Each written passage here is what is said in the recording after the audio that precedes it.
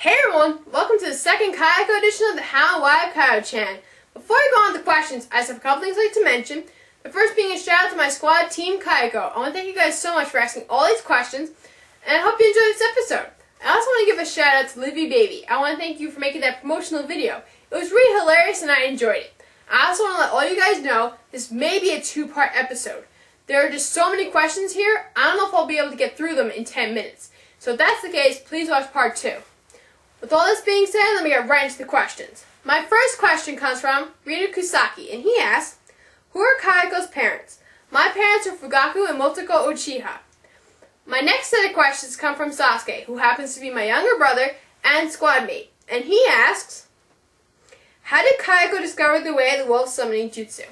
The wolf summoning jutsu isn't much different than any other summoning jutsu. In order to perform it, first you gotta sign a contract in blood with the creature you wish to summon, and my jutsu is no different.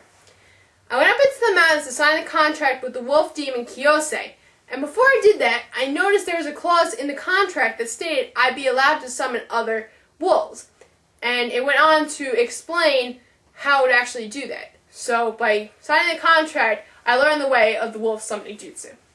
His next question is, who is the strongest opponent Kioko has ever faced? The strongest person I faced to date is Big Brother Itachi.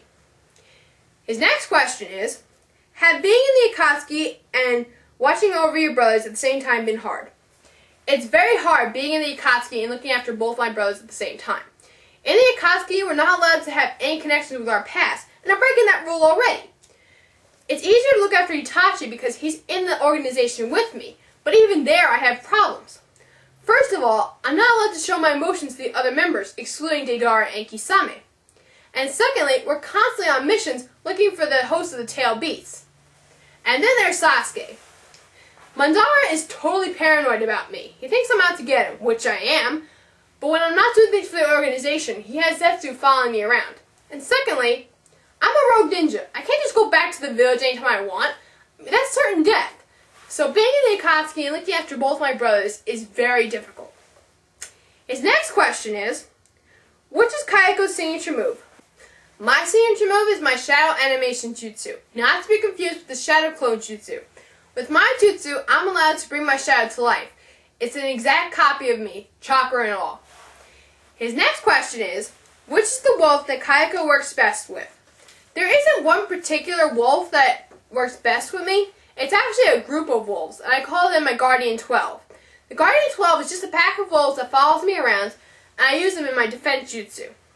His last question is, has Kioko ever faced death, and how? I've faced death a couple of times, especially in my childhood.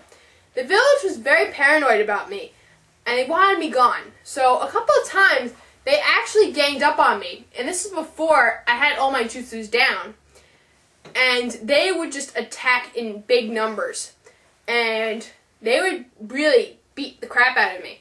And if it wasn't for Kiyose, I probably would have died right there. Nowadays, it doesn't happen as often, but there are times when there are just people who are way stronger than me, and they take me on. And I face death a lot. So, my next set of questions come from Koji, who happens to be my student. And he asks, what's Kioko's weapon of choice? My weapon of choice is the katana that Itachi gave to me when I became an Anbu. His next question is, how old is Kioko? I'm only a year younger than Itachi, so that would make me 20 years old. His next question is, what's Kioko's biggest fear? My biggest fear would be losing all my siblings and those I care about. His next question is, who is Kioko's scariest and hardest rival / enemy? That would definitely be, without a doubt, Mandara. His next question is there a wolf summoning Kioko can't control? Like anybody who uses a summoning jutsu, there's always one particular creature we can't control. And for me, that creature is Kiyose himself. I don't usually summon Kiyose in battle, but when I do, he sometimes gives me a hard time. He's the one wolf I can't control 100% of the time. His next question is, which ability do you admire of each of your students in your squad? It's such a hard question for a sensei to answer, but I'll try my best. My squad consists of myself, Koji Hyuga, Sasuke, and Miku Uchiha, who happens to be my twin sister. If I were to pick an ability from each of you to admire, I'll start with Mika and say, Mika, what I admire most about you is your ability to think quickly. With you, Sasuke, your adaptability. And Koji, the thing I admire most about you would be your versatility. But to be honest, you guys, I admire everything about you. You guys are a perfect squad, and I wouldn't ask for anything different. His next question is, when did you join the Anbu Black Ops? I joined the Anbu back when I was 12. His next question is, what do you do normally in your free time? You mean I have free time, Koji? When I'm not training or going out on missions, you can usually find me in my secret garden. This is a garden created by the first Hokage. It's a very peaceful, tranquil place that hasn't been touched by man in decades. It's the one place I can just sit down and clear my head. If I'm not doing that, I'm probably hanging out with Naruto having some ramen. And if I'm not having ramen with Naruto, you could probably find me at home just relaxing and playing with the wolf pups in my care. And his last question is, has there ever been someone that Kayako looks up to, leaving aside Itachi? Itachi's the main person I look up to, but there are other people like Naruto. I admire the way that Naruto handles how everyone treats him in the village. I was a lot like Gaara, especially in the beginning. He didn't handle the whole "you're a monster" thing very well, and neither did I. But I admire how Naruto handled it, and I'm becoming a lot like him.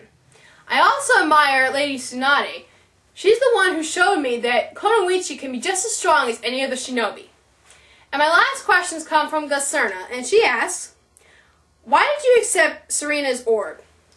To be honest, I don't know what made me accept your mother's orb, but in the beginning, her words really touched me in a way that nothing else did. And I thought it was the right thing to do by accepting it. Her last question is, why did you let me become your sister? Why wouldn't I let you become my sister? But think about it. You really didn't have much of a family back then.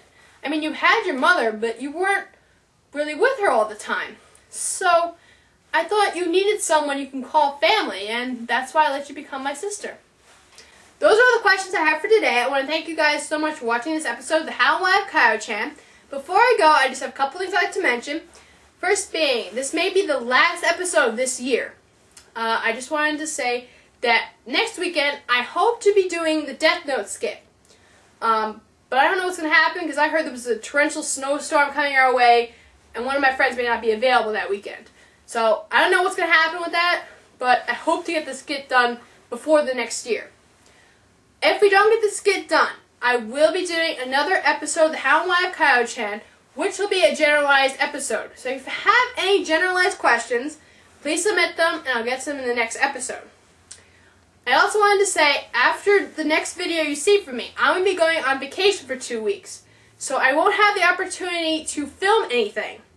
So you're going to have to wait until next year to see any other videos after the next one. And if I don't see you before then, I just wanted to wish everybody Happy Christmas, Happy Hanukkah, and Happy Kwanzaa. I also want to wish you guys a Happy New Year. Hope it's much better than the last one. And that's all I had to say for today. So send in those questions, and I'll see you next time. Later.